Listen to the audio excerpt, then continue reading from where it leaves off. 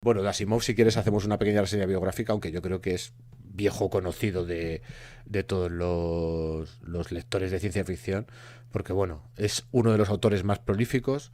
Él nació en Rusia y cuando era muy pequeño emigraron a Estados Unidos. Su padre tenía una tienda de comestibles, creo recordar, y él siempre recordaba de pequeño cómo cogía las revistas Pulp que tenía su padre en la tienda de comestibles, porque bueno, era una época en la que en la tienda de comestibles había un poco de todo. No recuerdo si era una tienda de comestibles o incluso quizás una tienda de caramelos y de dulces. Pero bueno, pues Asimov ahí se aficionó a la lectura y empezó a escribir desde muy joven. Y obviamente hizo una extensísima labor escribiendo relatos, escribiendo novelas. Tiene una parte muy desconocida por los lectores, que es la parte de divulgación científica, en la cual casi es el doble de su producción de ciencia ficción, Sí, sí, querías tiene, decir. tiene muchísimo ahí. Sí, sí. Es- Bueno, de hecho, yo recomiendo a los lectores, si les interesa la figura de Asimov, hay un libro suyo, una autobiografía que se llama Yo Asimov, en la que entiendes muchas cosas de Asimov. Asimov era un tipo muy particular, un producto muy de su época, un tipo que algunos podrían acusar quizás de ser un poco machista y no tratar muy bien a las mujeres en sus relatos, pero claro, también siento que es un producto de su época, ¿no? Y cuando realmente analizas cómo trató a su mujer, pues también entiendes muchas cosas, ¿eh? O sea, Asimov te cuenta que ellos se iban de crucero de vacaciones y él se llevaba la máquina de escribir porque él tenía la regla de que tenía que escribir 1000 palabras al día. Él tenía que escribir mínimo 1000 palabras al día y claro, obviamente escribiendo 1000 palabras al día todos los días, pues acabas con la producción literaria que tiene este hombre, que al eso. final es una ciencia ficción, no sé a ti, ¿qué te parece? A mí me resulta muy agradable, muy fácil de leer, tiene una prosa muy, muy, muy ligera en algunos aspectos, pero yo creo que lo importante de su obra son las ideas que trata, ¿no? Y Sí, joder, es a mí me parece que, o sea, me gusta porque efectivamente no es muy enrevesado de leer, pero va muy a las ideas, va muy al grano de la cuestión.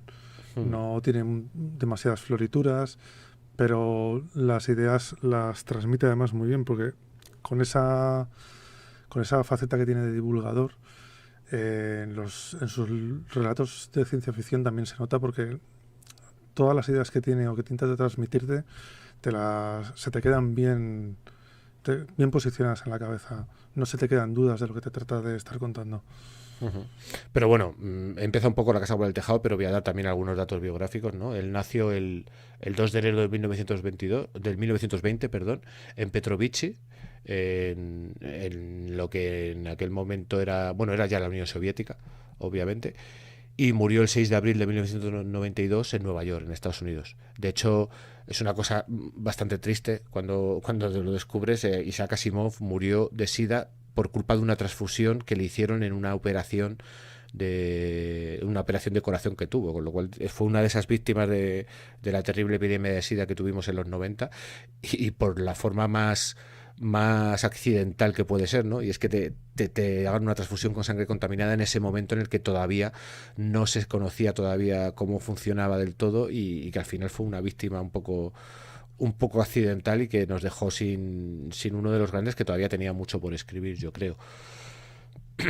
Se matriculó en la Universidad de Columbia, se licenció en químicas, también estuvo trabajando durante la Segunda Guerra Mundial, creo recordar, en el equipo de científicos que reclutó el ejército americano. Y bueno, como ya hemos dicho, en su extensísima obra, yo creo que si tenemos que destacar algunas cosas, primero deberíamos destacar todos sus relatos de robots, en los cuales creó las famosas 3 leyes de la robótica, que a día de hoy yo creo que todos los que trabajan en robótica las tienen en la cabeza, aunque no se aplican a rajatabla, pero son una idea genial. Y en esas 3 leyes de la robótica y con esas ideas de sus robots positrónicos, pues desarrolló una serie de novelas, todas un poco interrelacionadas, que más o menos en las que iba él plasmando todas sus ideas que tenía sobre cómo funcionaría una sociedad en la que los robots o los androides ayudasen al ser humano a realizar sus tareas. Otro de los temas habituales, como ya has adelantado tú, es Multivac, esa megacomputadora que crea el hombre para ayudarle. Hay varios relatos en los que se trata sobre ella y hoy vamos a hablar de uno de ellos. Y quizás la obra que más renombre le ha dado siempre ha sido la saga de la Fundación, que empezó con 3 novelas. Bueno, empezó siendo publicada como relatos en una revista de ciencia ficción, no recuerdo exactamente cuál. Si tú te acuerdas lo puedes apuntar, pero yo es que no me acuerdo si fue en Astounding o en, o en Weird Tales o en alguna de ellas, pero bueno, empezaron siendo publicados como relatos, luego hizo una trilogía en la que iba aglutinando esos relatos y le daba toda la hilación de la psicohistoria y de esa ciencia que permitía anticipar el futuro, y como Harry Seldon a través de esta psicohistoria determina que el Gran Imperio Galáctico va a caer y que va a haber una serie de crisis que va a haber que superar, e intenta guiar a la humanidad a superar estas crisis. En esa trilogía que se publicó en los años 50, 40-50, es donde establece todo este mundo. Luego volvería varias veces a esta trilogía posteriormente, pero ya se convertiría más en una space opera. No sería tanto una obra de ciencia ficción social, sino que sería más una epopeya protagonizada por algunos, protagonizada por individuos concretos que van evolucionando. Y de hecho incluso luego llegó a publicar alguna precuela, que yo reconozco que a mí las precuelas yo las leí y me parecieron que no mantenían el nivel. Yo de la Fundación me quedo con la trilogía original, que me parece una idea bastante buena y yo creo que es lo que mayor nombre le ha dado. Si quieres apuntar algo, yo por mi No, parte... yo es que me quedé también con la Fundación. Yo las películas no... creo que empecé a leerlas, pero no me Es que llegaron a atrapar. sí, Además, es que no atrapan. viniendo además de la Fundación, era ya como... Claro, es que son como aventuras de acción, ¿no? Y además te mete algún personaje femenino que es que no está bien construido, ¿sabes? Que es como una mera comparsa de Harry Seldon. Además tienes un Harry Seldon de joven haciendo cosas que yo nunca me las había imaginado cuando te han presentado en la Fundación un Harry Seldon ya adulto que ha creado la psicohistoria y ha pergeñado todo este plan, ¿no? Para salvar el Imperio Galáctico de las diferentes crisis. Uh-huh. Que en el fondo aquí Asimov no inventa nada, lo que hace es coger la caída del Imperio Romano y llevarla a la ciencia ficción, porque básicamente es eso. Lo que pasa es que luego tiene unas ideas muy buenas dentro de cada crisis para plantear lo que a él le apetece hablar, porque en el fondo, como hemos dicho, la buena ciencia ficción habla de la sociedad, habla de los seres humanos y de cómo nos interrelacionamos. Sí, al final y eso es lo que... La ciencia ficción es una excusa para ponerte donde te quieran poner. Exacto. Así que bueno, si yo por mi parte he terminado, si quieres apuntar algo bien y si no, pues adelante con el resumen, ¿no? Bueno, no, lo único así por apuntar es que ha tenido algunas obras suyas llevadas a cine y a televisión, ¿vale? Como por ejemplo Viaje Alucinante, que a mí de pequeño fue una película que me encantó, me volvió loco y la tengo muy grabada en el corazón, que realmente luego ya leyendo resulta que era una adaptación. O sea, él lo que hizo fue adaptar el guión que le habían dado originalmente, porque según lo vio no le gustó y le dijeron que sí lo podía adaptar y lo adaptó y fue lo que rodaron. Vale, luego así... Es que Asimov era un tipo muy particular con una cierta dosis de genio, ¿eh? Ya digo que yo recomiendo leer su autobiografía porque si es un autor que te gusta, yo creo que vas a ver el componente humano que tiene, ¿no? Con sus luces y sus sombras. Sí, sí.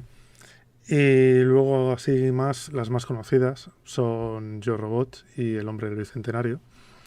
Pero tuvo una serie creada por él mismo, lo que pasa es que solo tuvo 7 capítulos, que se llamó Proof, que pues eso, se estrenó, tuvo 7 capítulos y la cerraron.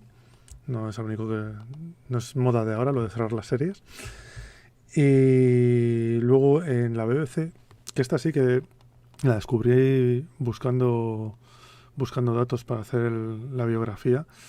Hay una serie de la BBC que es del 65 al 71, que entiendo que será muy difícil de encontrar, pero que eran todo de relatos de ciencia ficción de autores bastante conocidos en la época, bastante potentes. Y ahí hizo varios capítulos y impuso la única condición de que la serie no podía salir del Reino Unido. Era una cosa así un poco rara, que debe ser, como dices tú, el genio que tenía.